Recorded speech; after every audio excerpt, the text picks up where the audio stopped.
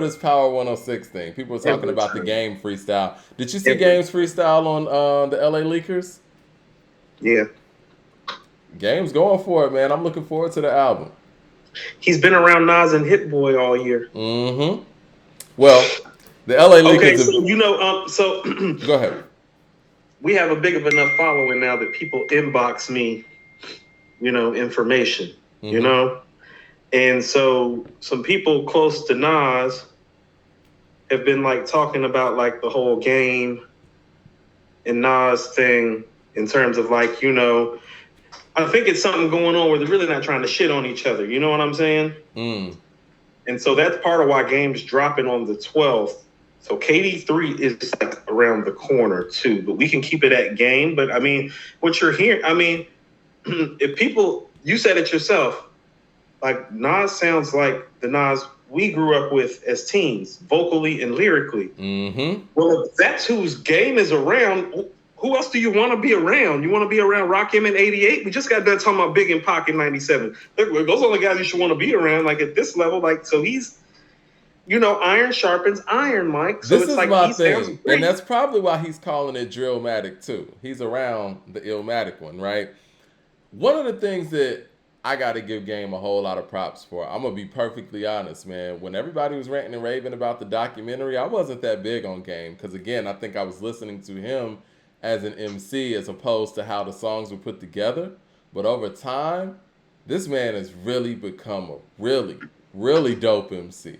And many ways that he doesn't get a lot of credit for. His versatility, his ability to, jump on pretty much any type of record, adjust to pretty much anything. Now I know that he has this whole adapting and adopting thing that he does lyrically, and everybody harps on the name dropping. But when you talk about skill set and just constantly getting better, there's not a lot of people in the game that have gotten better with the bars than Game has. And he's constantly improving his ability to make songs too. I'm looking forward to this album, to be honest. Okay, so I jumped in the chat, right? Okay. So no, just something people say.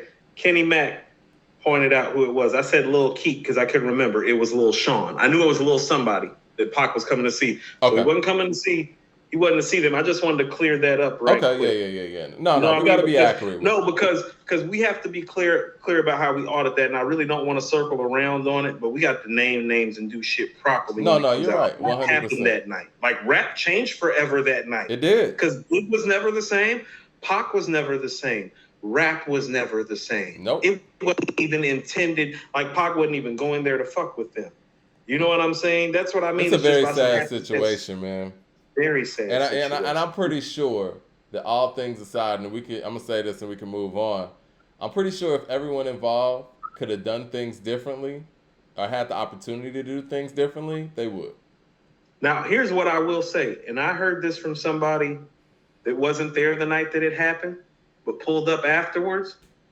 It's like niggas did know Pac was coming because it was Pac. So Pac coming in the building was the biggest deal in the building. Mm-hmm. And so that's why Pac felt some type of way. Pac knew who he was at the time, too. He was the biggest deal in the building. Mm-hmm. Every fucking building he walked in, unless Ice Cube was around, it's 1993. Yeah. 94, 90, 90. like that's what I'm saying. Like, Was it who 94 bigger or than Pac? 95? Something like that, yeah. Feels like it's 94. Okay. Feels 94-ish. Yeah. Yeah. It's a sad thing. But yeah, when it comes to Game, man, I'm looking forward to this album, man. His skill set is continuously getting better, and him getting on the LA Lakers, I mean, it was just in time because the LA Lakers are actually under some fire right now. I think there's protests outside of Power 106 as we speak. Are you aware of what's going on with that situation? I'm not. When you just said that, I'm like, what the hell is going on? What's going Enlighten me. on? But before that, hold on. Can I make something on your game comment right Go quick? ahead. Go ahead. As far as progress is concerned, I've always said I was always most impressed with Fat Joe's jump and Jeezy's jump. Guys who I didn't think, guys who were more street guys than rappers that actually ended up being dope ass rappers. You get what I'm saying? Mm-hmm. they were never as good as Game was starting off, and he's actually grown at a better rate than they have. I don't know if anybody's improved in the history of rap from their first album to where they stand today the way the Game has. Nobody's grown like that as an MC, in my opinion. He's went from somebody that needed help, in my opinion, on his first album to make a great album, to somebody that I'm pretty confident that you can just sit him with the producers of his choice by himself, and he can give you a great product. And I don't say that about too many MCs.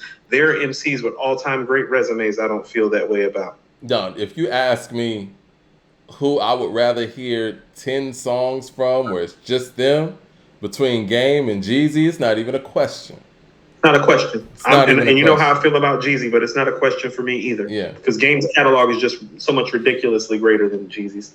It is. Well, a lot of people wanted us to talk about what's going on in Power 106 too, and I think it was a segue from the LA Leakers. And so I think this tweet might, kind of give it a little bit of justice. Shout out to Mike Bangers. He said, Tyga, well, I'll go back after I read this. He said, Tyga apologizes to the Mexican community for appropriating their culture, which is kind of interesting. Now, can we get an apology from the Mexican community for consistently screaming the N-word in rap music? So, for people who aren't privy to what's going on, Tyga made a video for his song Ay Caramba, and he had some images in there that some big-time podcasters in the Mexican-American community found offensive, and he spoke on it. I think his name is American Chulo, right? So, Power 105 or 106, excuse me, the LA Leakers, they had American Chulo come up to their show, and he expressed what he felt about Tyga's video, and they made Tyga apologize live on air. The American Chulo gentleman asked if Tyga would take the video down. That was the mission, excuse me. And I think Tyga said he would be open to it, and I think that the video might actually be down. At least that's what American Chulo said. So, fast forward a day or so, there comes all of this footage of this gentleman's podcast, the Mexican-American Chulo, and he's saying N-word, this and that, saying a lot of disparaging things about Black Americans, right? And so Power 106 is getting a lot of heat for actually platforming this individual, not only giving this individual platform when more than likely they knew about his past, but on top of that, making Tyga sit there on air and apologize for it. So they have actually taken down the apology since a lot of the footage has surfaced of what this guy has said on his podcast about Black people, right?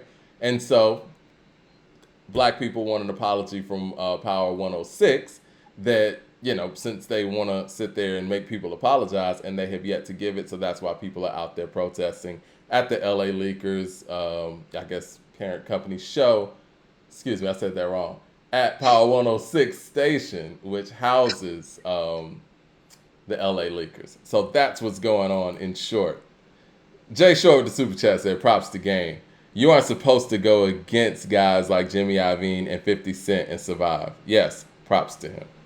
So what do you think about all the stuff that I just said? I know it was a lot.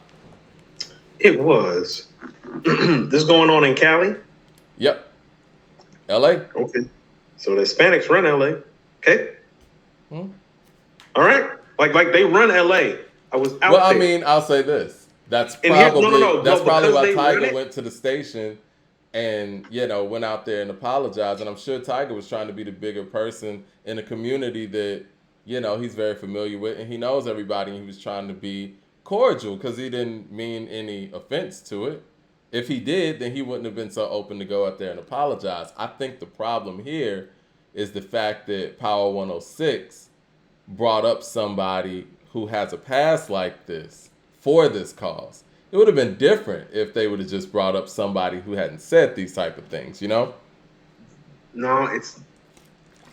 that's exactly. It said Hispanics don't run shit. I mean, I don't know. I mean, we got to talk to our LA people. I know you spent time out there. Well, no. Whoever said that, they ain't living in Southern California. Yeah. Where are Southern Cali people at? Like, I was out there, Mike.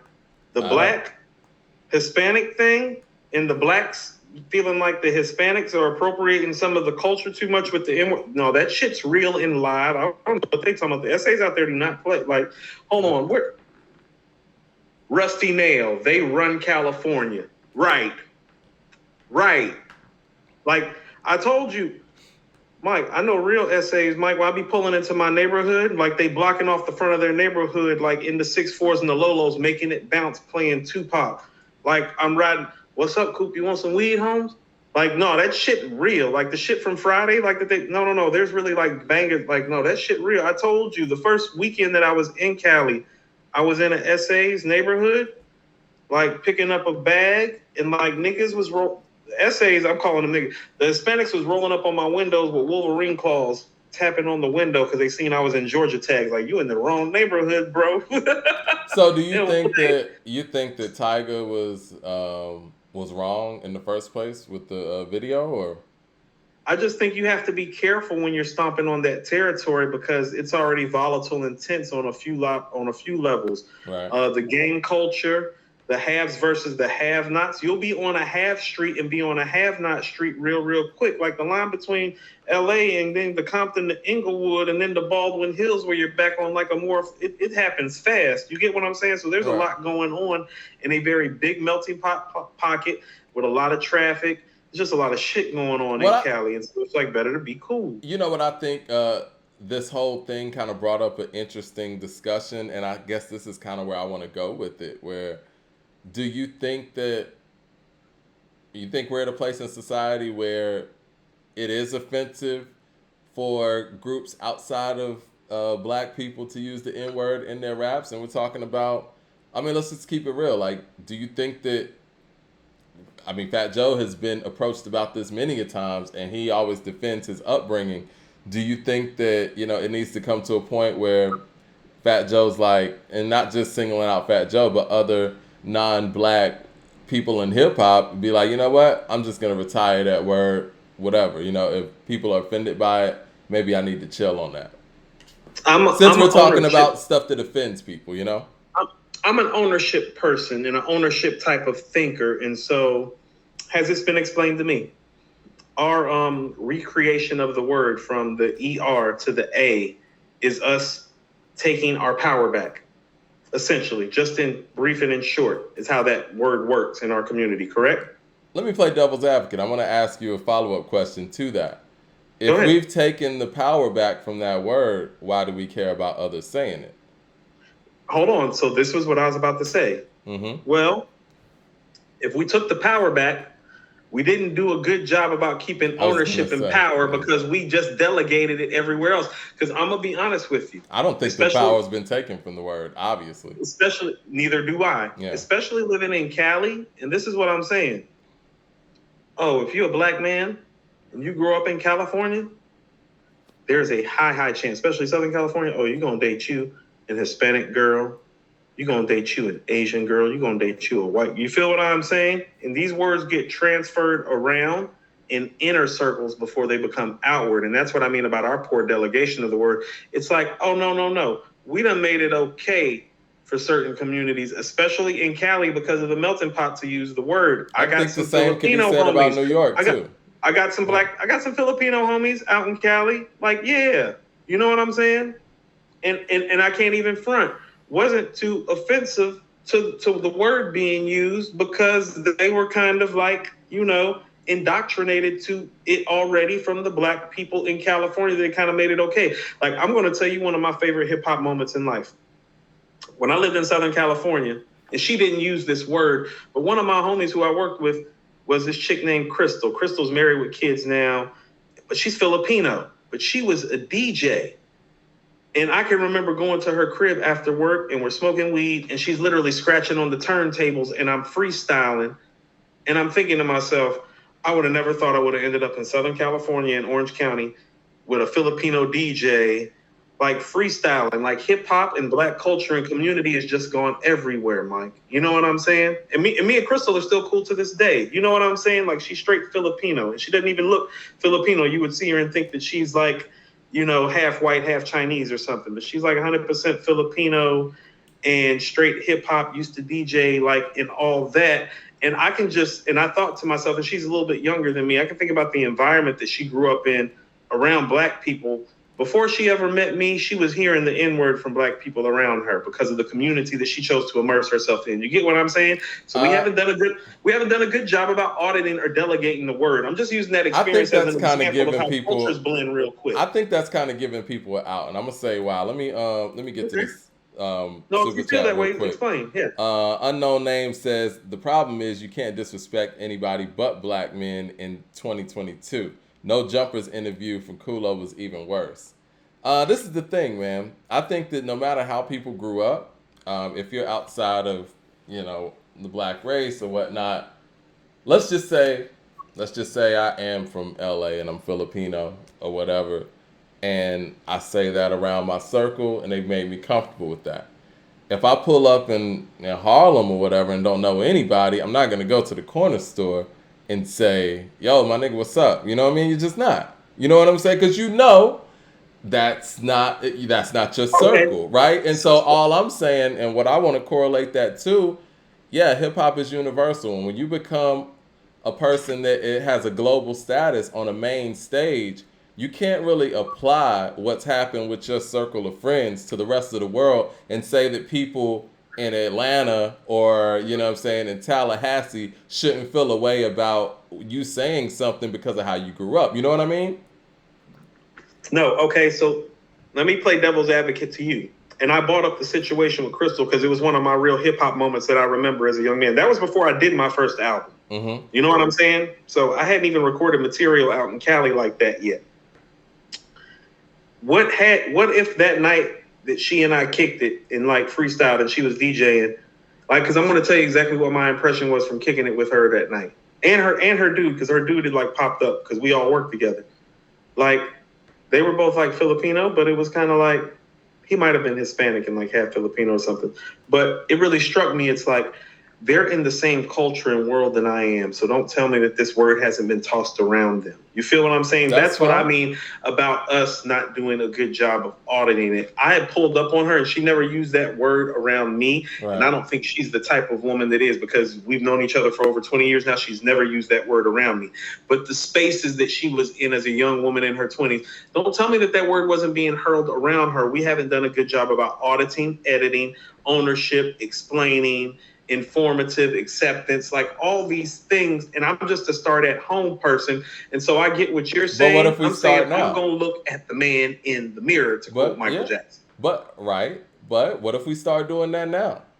And see, that's the We thing. should It's have like been so. doing So that, when truthfully. people try to correct some things that, like you said, haven't been audited well in the past, and then you approach them on it, they're like, "Nah, man, I grew up like this, and this." Is it too hard for people to just sit there and say, "You know what? If you're offended by that, I'll chill." You know what I'm saying? Because I would Hey, do I'm that going to to tell you any other this. group. I would do that to any other group, regardless of what my circle was. If that group that I'm not a part of says that they're offended by me saying something that applies to their group and has a history, that's all you got to say. I'm gonna be like, cool, I'm good.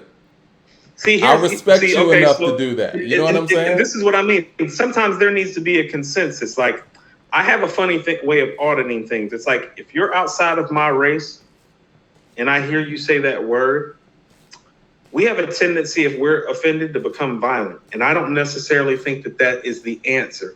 And not because I don't believe violence solves things. I'm actually one of those people that believes people deserve an ass whooping sometimes. Of course. So I'm not like above or beyond that. But here's what I tell you: anybody that hasn't been black that has used that word around me, because people who are of outside of race have used that word behind me, well, they've only used it one time, because guess what? They're not around me anymore. And that's what I mean about Yeah. auditing it It's and just editing about it properly. respect, man. Anybody around me that's ever used that word, they can say that they know me, but they can't say that they were ever close to me really after the moment that they said that. And I guarantee you, there are people that watch this podcast right now that aren't black, that know me, that realize why I don't fuck with them right now. You feel me? Well, it's just about respect, because I think the It is. And so irony you don't of respect me, so I can't fuck with you. exactly, and I think the irony of this, this Tyga situation is the fact that the gentleman who wanted an apology from Tyga has gone out there and disrespected the community that he wanted an apology from, and has said, not only just said the N word like it wasn't like somebody like called him. It was actually on his podcast. You know what I mean? So it's like Mm-hmm. at that point, Somebody's making you comfortable. the audacity of you to actually want an apology from a group that you have gone out your way to disrespect. So let's say this. So it's like, so let's say he needs his ass whooped. So does the black person that made him comfortable. Right. I agree with that. It's twofold because you can't okay the behavior. That's what I mean. It's like for me, and this is exactly what I'm saying. Because of my reputation, I have a choice to whoop ass or walk away. Well, I have to walk away because I'm whooping ass about other shit. But I think where you and I disagree on, I think that even if people made that person feel comfortable, the people that they're comfortable saying that around are that circle. They're not going to go out there to Six Flags Drive and just use that around random black folks. They're not. So you know better. You know what I'm saying? That's what I mean. Yeah. And so sometimes that's what I mean is it's like, and this is exactly how I treat it. Because here's what you'll find. When people outside of our race use that word, they wait until what to use that word? Until they're comfortable. Yeah. And so here's what I mean. It's like, oh, I realize that people do that when they're comfortable. Well, whooping your ass is about to make you realize what you did wrong. No, I agree. I think that sometimes but removing that comfort level by me not fucking with you anymore. It's like, why didn't Armand fuck with us anymore? It's a lack of respect, man. It just is what it is. And again, I mean, I think everybody deserves a warning, right? All you got to do is just let people know that, you know, you're not cool with them doing that. And if you are cool with them doing that, that's your prerogative, and they continue to do that. But my only thing is, in these situations, and we've seen this with some non-black rappers, right? Whenever it's brought up, they're not sitting there like, you know what? If black people are offended by this, I'm a global artist now. More people are listening to me than the people that were on my block. All you got to say is, you know what? I'll stop using the word. But they'll jump into the, nah, man, you know, I should be able to use. Like, why you want to say it so bad? If people say that they're offended by it from a group that you're not a part of, that should be it. Because I'm not going to sit there and defend a term from another group that I'm not a part of if that group tells me that they don't want me using the word. No, it's just like be educated and informed enough to know that there's no place or space where you should even feel entertained enough to use it. And if you're to that point, you're either one of two things to me. Really fucking ignorant or really fucking comfortable. I don't like educating people like you, and I don't like being around people like you. So instead of whooping ass and catching the case, I'm just going to leave. I'll give you an example of it. Okay, so you and I used to work at Dave & Buster's together, right? Yeah. You know I was on a bar staff with those mostly white bartenders, right? Mm-hmm. Everybody's cool and be close and be having these little reunions. Do you ever see me at any of those Dave & Buster's reunions with those white bartenders when it be popping up on? And that's what I'm saying. It's like I worked with them for years. I've known some of their kids. We're close. A couple of them done thrown that word around. I don't fuck with you. Yeah. I got a super chat so even though there are some people that I want to go see and go say hey to, and that I love dearly, it's like, no, you fuck with that sorry white pieces of shit that like use that N-word that one time when I was 23 years old and I'm 40 now and I haven't forgotten. So fuck y'all and fuck those get-togethers. Because people be like, where's Coop?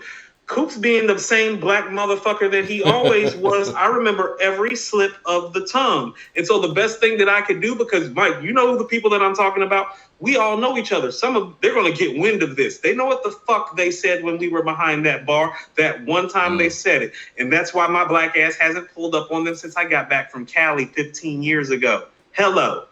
Non-plus of the super chat says, what percentage black DNA makes you black? It's a very complex question. I mean, I don't really go on the percentiles. I think that culturally, there are people who are all right, you got people who are black descent. I don't want to have to go into this long history lesson. And you got people who are black Americans, black Haitians. You have people who are Cuban and black and white Cubans, yada, yada. I think you're referring to black Americans when you talk about percentages because that's the only time that gets brought up. But if you're culturally, you're culturally Black American. That's a thing. It is, and So, I don't so think that this is there what is a quote unquote percentage. There are a lot of different factors that make you identify with a certain group. And so let's unfortunately, there are people who pass who go to that other side of it, regardless if they're 50-50 or not. And there's some people who are quote unquote 50-50, but they're darker than me, but they have to identify a certain way. okay. So Go listen ahead. to what I. This is what I mean is that, and this is where it gets hard to qualify. Mm-hmm. So I've referenced my homie Obi, who I met, that I did my first album with when I lived in California. Okay.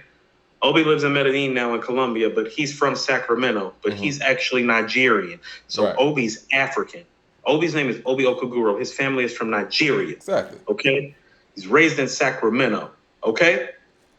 I met Obi, who is African, and Crystal, who is Filipino, 100% African.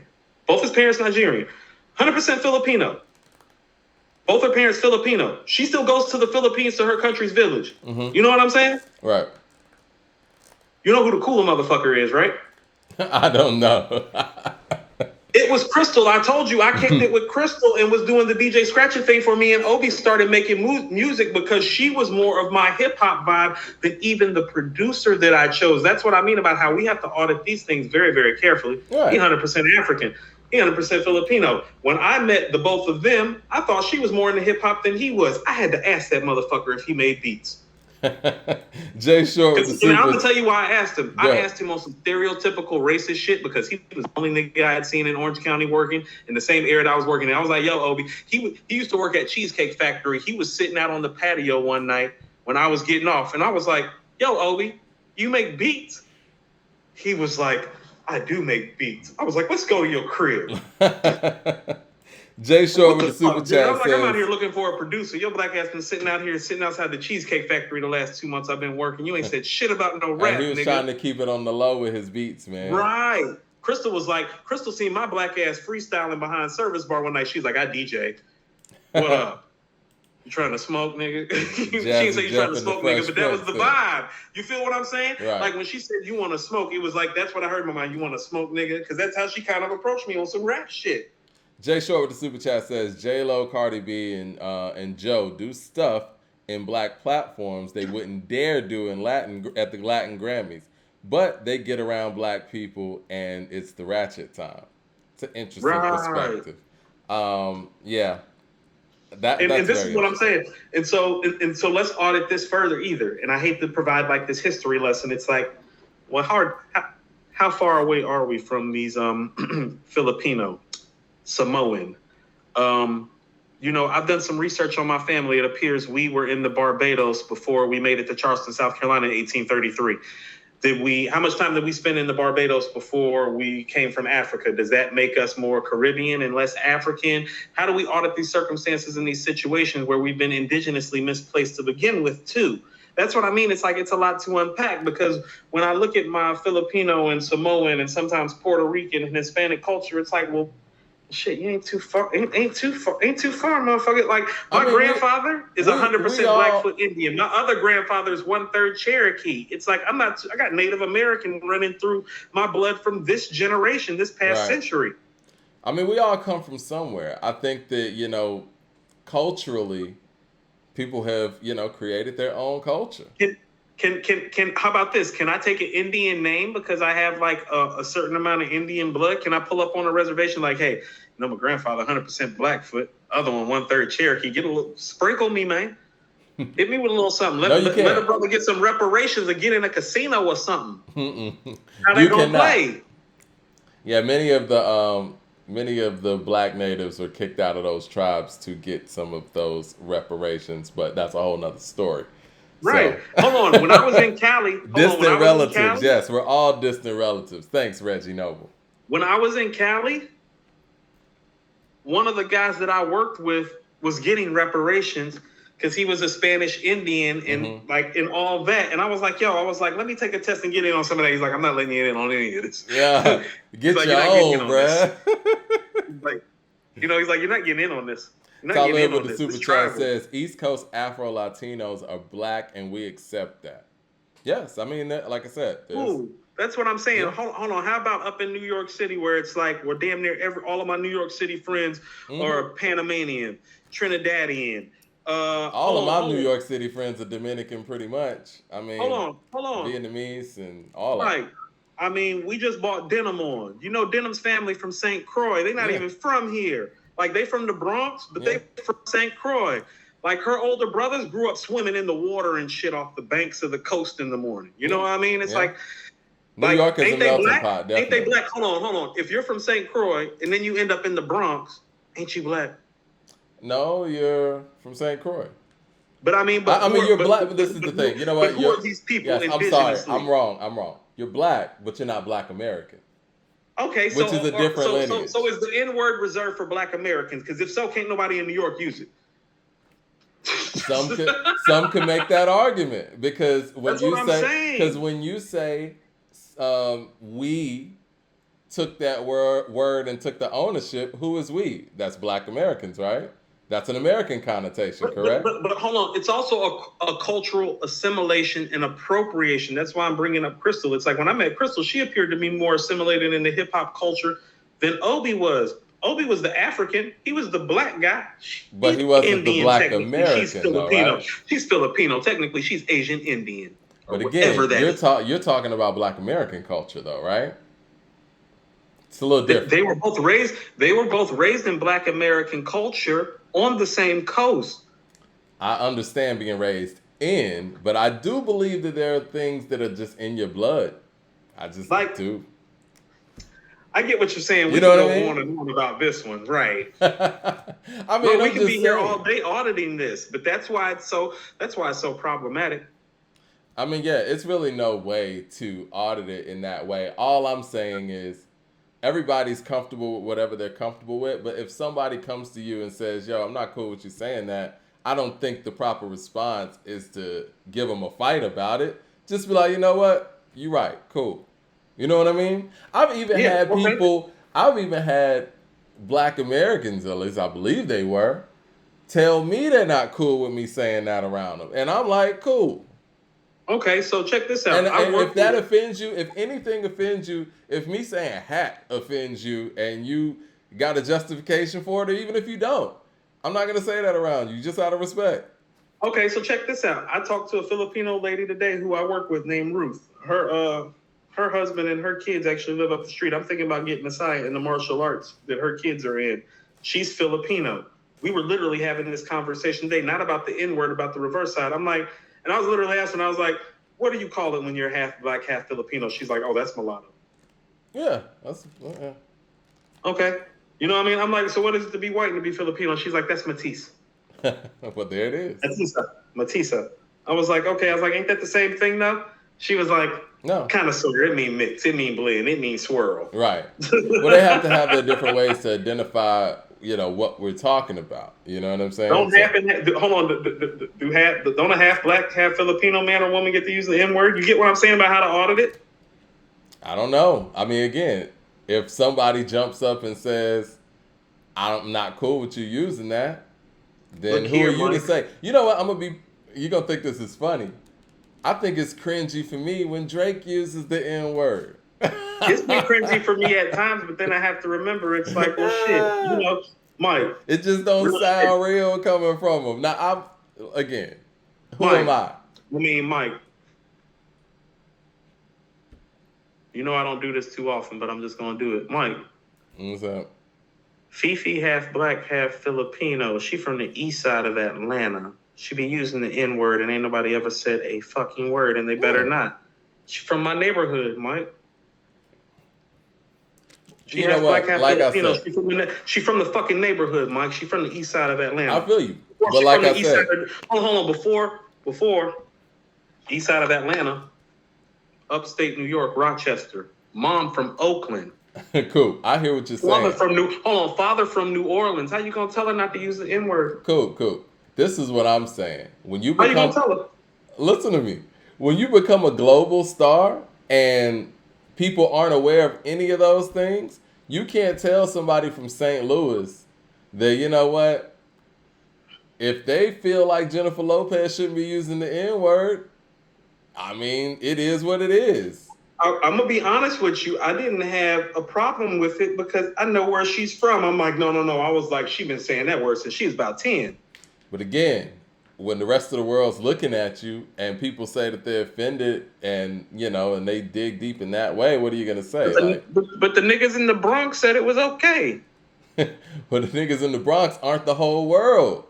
Cool. That's Right. all I'm saying. It is what Right. it is. So we need to be auditing the circumstances better and coming with a consensus, or we need not be complaining as much. But I'm saying when people We are need to come together or watch it fall apart. but though. cool. When people are actually auditing it, you're saying they're complaining. That's fair. You know what I'm saying? So No, that's it's got to fair. start. No, The auditing no, has to start I don't got somewhere. nothing to that. No, that's fair. When you're saying that, I wasn't even expecting to have this deeper conversation about this. I did not think that the Tiger thing was going here. Yeah, I didn't think it was either, but we're here now.